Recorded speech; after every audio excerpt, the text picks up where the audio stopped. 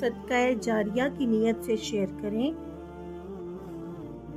معجزات رسول صلی اللہ تعالی علیہ وآلہ وسلم۔ جب حضور صلی اللہ علیہ وآلہ وسلم انبیاء علیہ السلام کے امام اور اللہ کے مہمان ہوئے، ایک رات رسول اللہ صلی اللہ علیہ وآلہ وسلم خانہ کعبہ کی حدود میں اپنی چچا زاد بہن حضرت ام ہانی کے گھر میں آرام فرما رہے تھے کہ حضرت جبرائیل علیہ السلام حاضر ہوئے اور عرض کیا، یا رسول اللہ صلی اللہ علیہ وآلہ وسلم، آپ صلی اللہ علیہ وآلہ وسلم کا پروردگار آپ صلی اللہ علیہ وآلہ وسلم کی ملاقات کا مشتاق ہے۔ حضرت جبرائیل علیہ السلام سواری کے لیے براق لے کر آئے تھے۔ حضور صلی اللہ علیہ وآلہ وسلم کے لیے بھیجا گیا یہ مقدس جانور خچر سے تھوڑا سا بڑا تھا، جس کے لمبے لمبے کان تھے اور وہ بجلی کی طرح تیز رفتار تھا۔ براق پر سوار ہو کر حضور حضرت جبرائیل علیہ السلام کے ہمراہ بیت المقدس پہنچے۔ وہاں تمام انبیاء موجود تھے، صفیں تیار تھیں کہ براق وہاں اترا۔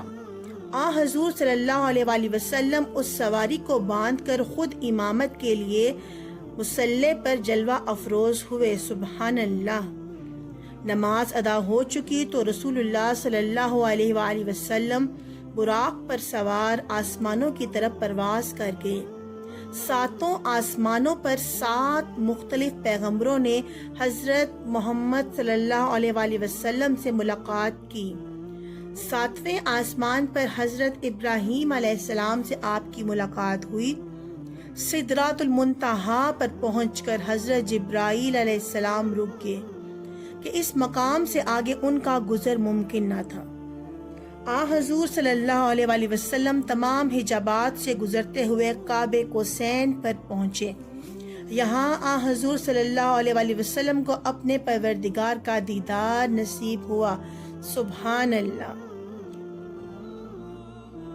شب معراج اللہ نے حضور صلی اللہ علیہ وآلہ وسلم کو 3 طرح کے علوم عطا فرمائے۔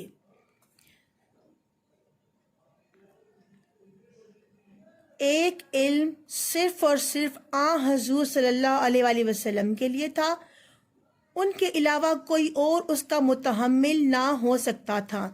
دوسرا علم وہ تھا جسے حضور صلی اللہ علیہ وآلہ وسلم جسے چاہتے عطا کر سکتے تھے۔ تیسرا علم حضور صلی اللہ علیہ وآلہ وسلم کو وہ عطا ہوا جس کو کائنات کے لیے عام فرما دیا گیا۔ شب معراج اللہ نے اپنے محبوب کو جنت، دوزخ اور دیگر بہت سے اسرار کا مشاہدہ کرایا۔ اپنے پروردگار کے ساتھ ملاقات کے بعد جب رسول اللہ صلی اللہ علیہ وآلہ وسلم واپس تشریف لائے تو آپ صلی اللہ علیہ وآلہ وسلم کا بستر بدستور گرم تھا۔ سبحان اللہ۔ دروازے کی کنڈی ہل رہی تھی۔ سبحان اللہ۔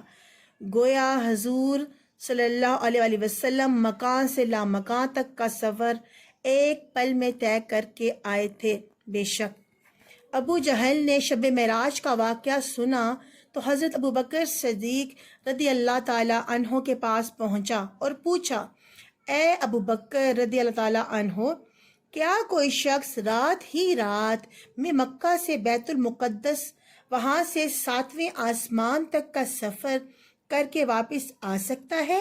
حضرت ابو بکر صدیق رضی اللہ تعالی عنہ نے جواب دیا، نہیں۔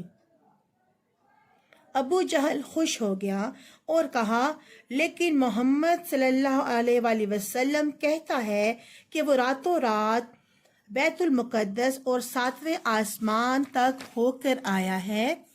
یہ سن کر حضرت ابو بکر صدیق رضی اللہ تعالیٰ عنہ نے فرمایا، اگر محمد مصطفیٰ صلی اللہ علیہ وآلہ وسلم ایسا کہتے ہیں تو وہ ضرور رات ہی رات میں بیت المقدس اور 7ویں آسمان تک ہو آئے ہیں۔